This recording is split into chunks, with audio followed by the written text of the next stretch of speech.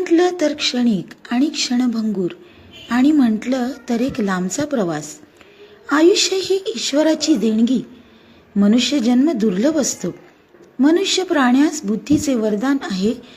इतर असंख्य जीव जन्मतात आणि विनाश पावतात, परंतु केवळ मनुष्य आपल्या प्रतिभेने जग उभारू शकतो. बुद्धी हे वरदान साऱ्यांकडे असूनही सारे या वरदानाचा यथोचित वापर करतातच असे नाही. काही माणसेच या वरदानाच्या कृपाशीर्वादावर आदर्शापर्यंत पोहोचतात. दिग्गज हे असंच आधी एक सामान्य व्यक्तिमत्व. फार थोड्या व्यक्ती जन्मजात गुणांचं लेणे घेऊन येतात, परंतु महत्प्रयासाने अथक परिश्रमाने इतरांपेक्षा स्वतःचा वेगळा ठसा उमटवणाऱ्या व्यक्ती बनतात दिग्गज. आदर्श बनणे साऱ्यांनाच शक्य नसते, परंतु आदर्शाच्या पावलावर पाऊल टाकून आदर्शापर्यंत पोहोचण्याची उमेद जी ठेवतात त्यांनाच खरं आयुष्य जगता येतं. फक्त जगणे म्हणजे जगणे नव्हे, तर स्वतःचे वलय निर्माण करणे हा जगण्याचा खरा उद्देश आहे.